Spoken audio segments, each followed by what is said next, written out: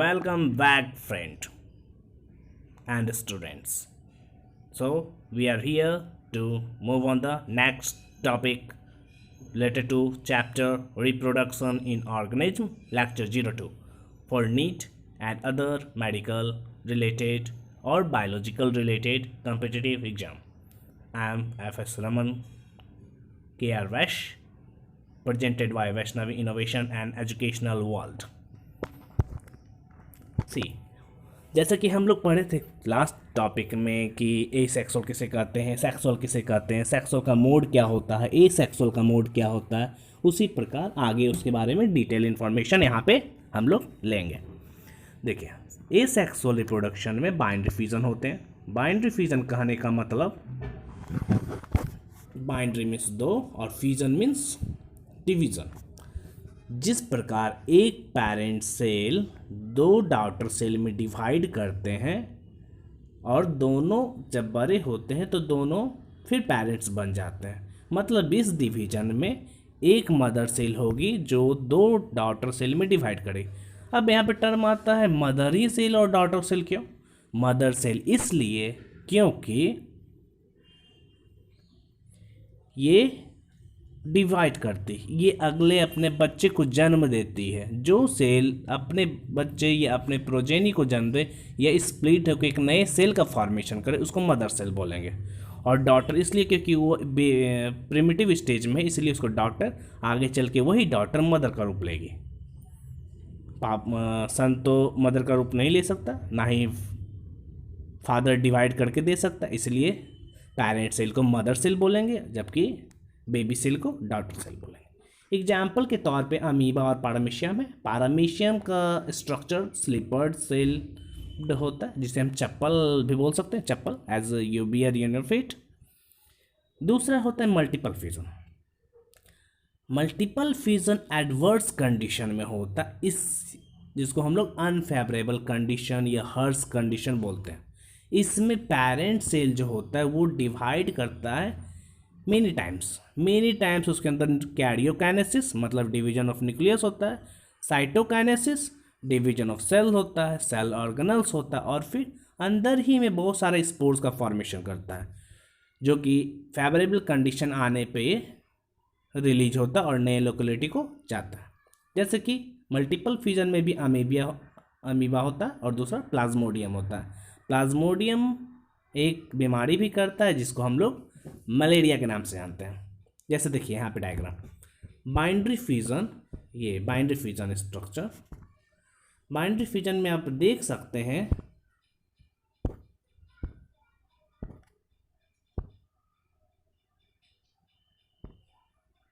Wait a minute, yes, जैसे कि आप बाइनरी फ्यूजन में देख सकते हैं कि एक पेरेंट सेल है, ये पेरेंट सेल है। पेरेंट सेल के अंदर क्रोमोसोम जिस या प्रोकैरियोटिक न्यूक्लियस या क्रोमोसोम को हम लोग न्यूक्लियोइड बोलते हैं। न्यूक्लियस है तो न्यूक्लियोइड बोलेंगे, क्रोमोसोम है तो प्रोकैरियोटिक क्रोमोसोम बोलेंगे। आउटर सरफेस से सेल वॉल है, ये आप डायग्राम देखिए, सेल वॉल है, और अंदर का जो फ्लूइड मैट्रिक्स है उसको साइटोप्लाज्म बोलते हैं। ये बाइनरी फ्यूजन वाले डायग्राम में आप देखिए क्या हो रहा है। पहले न्यूक्लियोइड जो है, जो प्रोकैरियोटिक न्यूक्लियस है, क्रोमोसोम है, न्यूक्लियर मटेरियल है, वो स्प्लिटिंग कर रहा है। द सेल रेप्लिकेट्स इस डीएनए, मतलब कि एक डीएनए से दो डीएनए बन रहा है। रेप्लिकेशन मीन्स एक तरह का जेरोक्स आप समझ सकते हैं, फोटोकॉपी कर रहा है। उसके बाद न्यूक्लियस का डिवीज़न हुआ, साइटोप्लाज्मिक मेम्ब्रेन से इलोंगेट हुआ, मतलब कि सेल पहले छोटा था वो बड़ा हुआ, आरएनए और डीएनए और न्यूक्लियर मटेरियल रेप्लिकेट किया, और फाइनली ये थर्ड नंबर ग्राफ में आप देख सकते हो, ये डायग्राम है कि न्यूक्लियस डिवीजन हो गया। उसके बाद फिर सेल के बीच में सैप्टा बन रहा है, ये सैप्टा बन रहा है, और ये सैप्टा जब डिवाइड करेगा तो दो छोटे छोटे डॉटर सेल का फॉर्मेशन होगा, दो छोटे छोटे डॉटर सेल, जो आगे चल के फिर से ये साइकिल अगेन रिपीट करेगा। जबकि वहीं पे मल्टीपल फ्यूजन में देखा जाता है कि जो अमीबा है उसके बॉडी के ऊपर एक लेयर बनता है जिसे हम सिस्ट कहते हैं। जैसे कि एडवर्स कंडीशन में जब अमीबा जाता है तो बॉडी एक इसका प्रोटीन और ग्लाइकोप्रोटीन नामक एक म्यूकस मेम्ब्रेन को रिलीज करती है। जब इस पे सनलाइट आता है, हीट आता है, टेम्परेचर आता है, तो ये ग्लाइकोप्रोटीन और प्रोटीन का लेयर सिस्ट का फॉर्मेशन करता है, जो इस बैक्टीरिया या अमीबा या प्लाज्मोडियम को एडवर्स कंडीशन में बाहरी जो टेम्परेचर है उससे इसको प्रोटेक्ट करता है। और अंदर में बहुत सारे छोटे छोटे अमीबाई बनते हैं। अमीबा के बच्चे को हम लोग अमीबाई बोलते हैं, जो फेवरेबल कंडीशन आने पे रप्चर होता है, जैसे कि आप फोटो में देख सकते हैं। ये पेरेंट सेल है, बीच में न्यूक्लियस है, चारों तरफ साइटोप्लाज्म है। जब एडवर्स कंडीशन आएगा तो यहाँ पे ये पूरे जो मदर सेल है, पेरेंट सेल है, वही एक लिक्विड का रिलीज करेगी जो प्रोटीन और ग्लाइकोप्रोटीन से बना होता है। इस पे जब टेम्परेचर, हीट और सनलाइट का इम्पैक्ट होगा तो ये फिर हार्ड हो जाता है, प्रोटेक्टिव इन नेचर हो जाता है, और फिर फाइनली अंदर में ही बहुत सारे स्पोर्स का जन्म होता है। मल्टीपल फिजन करने का मतलब है कि मल्टीपल मतलब मेनी, एक दो नहीं, हजारों की संख्या, और फिजन मतलब डिवीजन, छोटे छोटे सेल्स का फॉर्मेशन होगा जिसे हम लोग स्पोर्स बोलते हैं। ये अमीबा है तो अमीबाई बोलेंगे, पारामीशियम है तो पारामीशियाई बोलेंगे, लाइक दैट। प्लाज्मोडियम है तो प्लाज्मोडियम बेबी बोलेंगे, ये प्लाज्मोडियाई बोलेंगे। और फाइनली जब फेवरेबल कंडीशन आता है तो ये रप्चर होता है और सारे जगह पे डिस्पर्स हो जाता है, नए नए लोकेलिटीज़ में डिस्पर्स होता है। Next on slide. तो यहाँ तक किसी को कोई प्रॉब्लम नहीं। देखिए फॉर एग्जाम्पल यहाँ पे बात करते हैं अमीबा का ही। यहाँ पे पारापोडिया है, ये सूडोपोडिया। पारापोडिया मतलब बहुत सारे पैर, सूडोपोडिया में नकली पैर। तो दोनों में डिफरेंस मालूम होना चाहिए। पारापोडिया इसको बोल सकते हो क्योंकि 1 2 3 4 5 पैर इस पेरेंट के पास, तो पारापोडिया हो सकता है।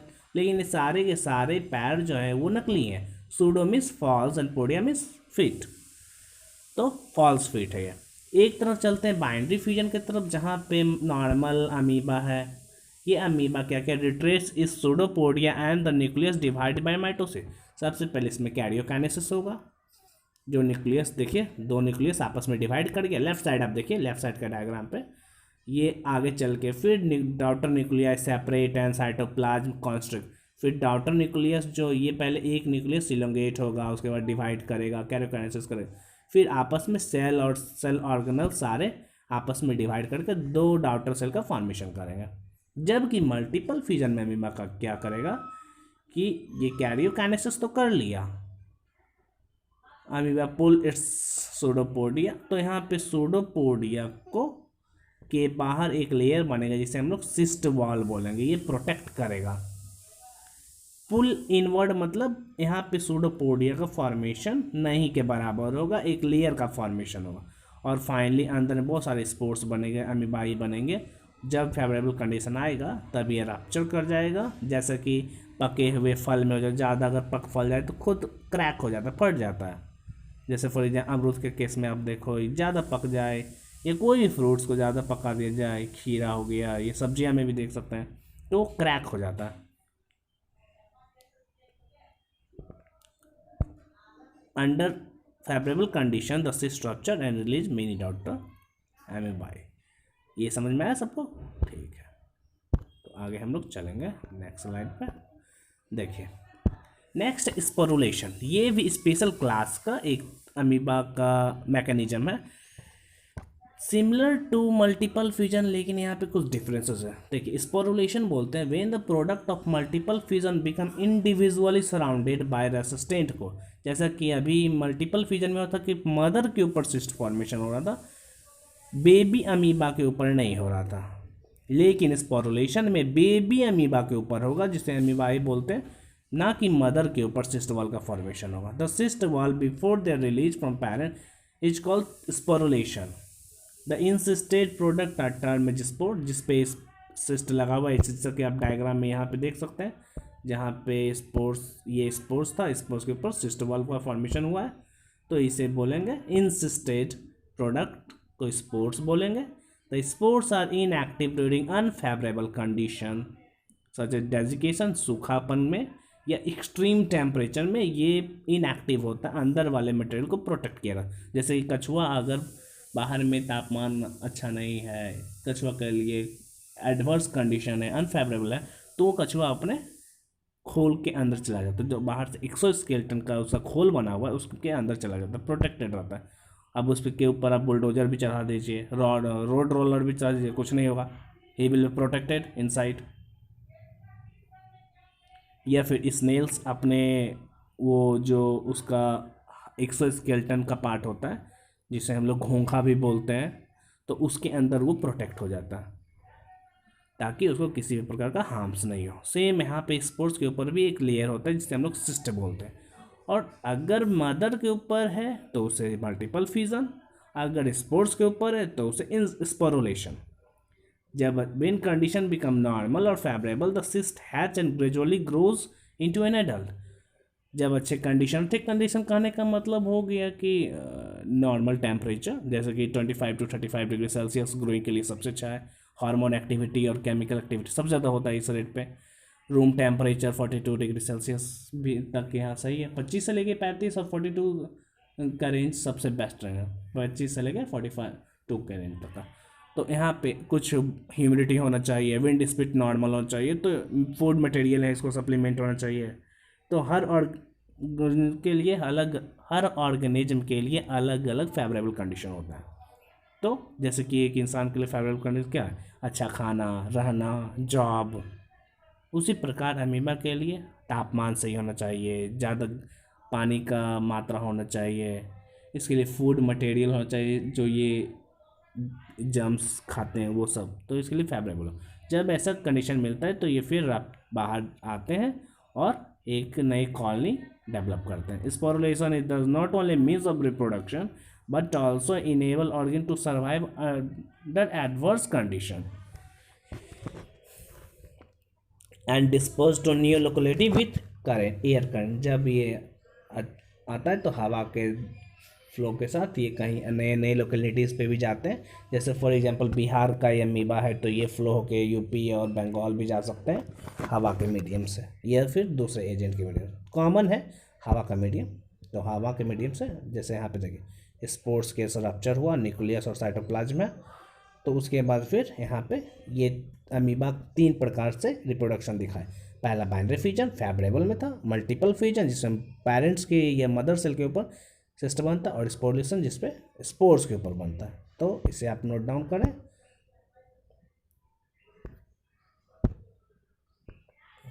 किसी भी प्रकार का प्रॉब्लम है तो आप कमेंट सेक्शन में आप लिख सकते हो। नेक्स्ट टाइप का जो सेक्सुअल रिप्रोडक्शन होता है उसे हम लोग बोलते हैं fragmentation, and the next one is budding. Fragmentation में होता है it is a form of reproduction where an individual split into a fragments,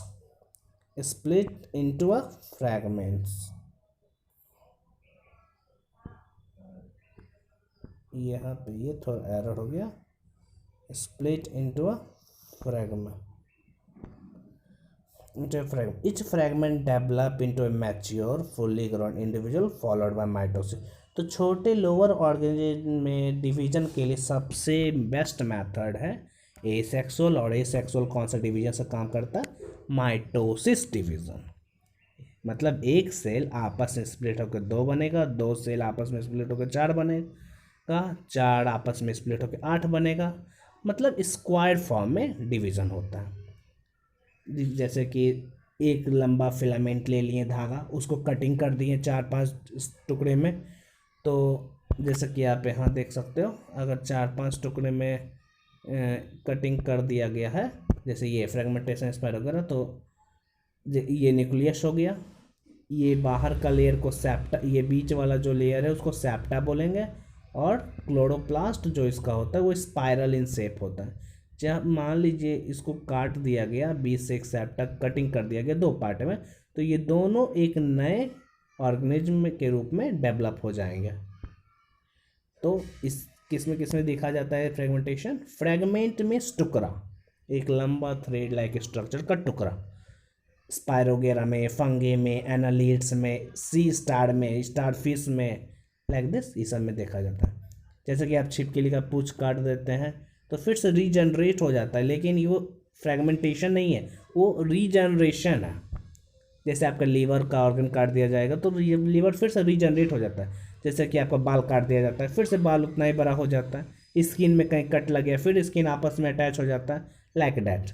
तो कुछ सेल्स के पास इंसान में भी रीजनरेशन पावर है और कुछ सेल के पास नहीं है। लेकिन फ्रेगमेंटेशन रीजनरेशन थोड़ा डिफरेंस है।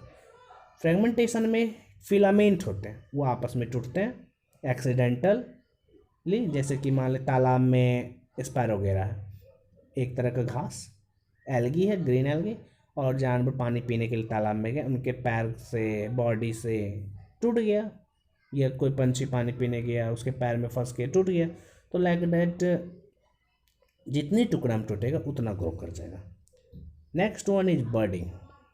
But in it the division is unequal and small birds are produced that remain attached initially to the parent cell, eventually get separated and matured into new organelle। Starting में एक bird, जैसे कि पेड़ में कली होती है, फल का कली या फिर फूल का कली, धीरे धीरे वो कली बड़ी होती है और बड़ी होने के बाद वो पेड़ से अलग अगर हो जाता है तो ये कहलाएगा बर्डिंग। In Hydra, the cell rapidly divide at a specific site and develop an outgrowth called bud।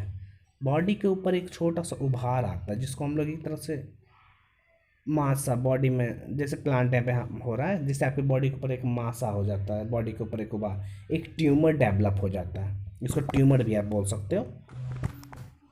तो हाइड्रा के प्लांट में या ईस्ट के प्लांट में मदर बॉडी के ऊपर एक छोटे सा बर्ड का डेवलप होता है जो माइटोसिस डिवीजन होने के कारण होता है। This words which attach to the parent plant develop into small individual. When this individual become large enough it detach itself from parent body to exist as an independent individual. जैसे कि आप यहाँ पे डायग्राम में हम आपको दिखाते हैं, ये देखिए, ये पेरेंट बॉडी है, पेरेंट हाइड्रा, इसमें छोटे से एक बर्ड्स का डेवलपमेंट हुआ है। यहाँ पे ये छोटे से बर्ड्स का, ये बर्ड्स आपस में और ग्रो किया, न्यूट्रिएंट्स गेन किया पेरेंट से, और फिर आपस में और फाइनली ये जब कुछ और बड़ा हो गया तो पेरेंट से अलग हो गया, एक इंडिपेंडेंट लाइफ जीना शुरू कर दिया। तो यही प्रोसेस कराता है budding means development of bud and after growth it detach from parents body to live a independent life। यही था budding. Similarly in case of fragmentation भी ऐसा हम लोग कर सकते हैं। नेक्स्ट टॉपिक इज, देखिए कुछ और एग्जांपल्स हैं जिसमें अलग अलग प्रकार के रिप्रोडक्टिव स्ट्रक्चर करते हैं, जैसे क्लेमाइडोमोनास जो है जो स्पोर्स का प्रोसेस करते हैं। Chlamydomonas is also a type of green algae which have flagella.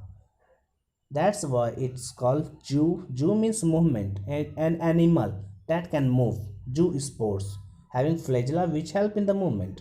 Penicillium से ही एक ड्रग बना है जिसे पेनिसिलिन बोलते हैं, और यहाँ पे पेनिसिलियम किससे रिप्रोडक्शन करते हैं, कॉनिडिया प्रोसेस है। जैसे कि स्पॉन्ज गद्दा में भरा जाता है, स्पॉन्ज या साइगॉन वैसा ही होता है, तो ये गिम्यूल से करते हैं। पोटैटो स्टेम ट्यूबर से, जिंजर और टर्मेरिक राइजोम से, अगेव बुलबिल, ये अगेव एक पेड़ का है नाम, ये जो बुलबिल प्रकार से रिप्रोडक्शन करता है। ब्रायोफिलम लीफ बर्ड, बिगोनिया भी होता है लीफ बर्ड से, कैलेंचोई भी होता है लीफ बर्ड से, तो आपको ये सब याद करना पड़ेगा। पिस्टिया इचॉर्निया वाटर आइसिन जिसे बोलते हैं, या टेरर ऑफ बंगाल भी बोलते हैं, ये ऑफसेट से करता है। जैसे कि तालाब में आप देखोगे कि ये फोटो आपको नीले फ्लावर वाले दिखेंगे, तो ये ऑफसेट प्रोसेस से करता। आगे जो भी है तो आज इतना ही रखा जाएगा, बाकी to be continue in the next lecture. ताकि आपको जो भी डाउट है आप कमेंट सेक्शन में तो लिख सकते हो, और you can get my contact number at 6204894412, और you can mail me और व्हाट्सएप में at 9801496085. Thank you. We'll meet in the next lecture. Coming soon in TTS module. हम आपको TTS मतलब ट्यूसडे, थर्सडे एंड संडे को provide करेंगे।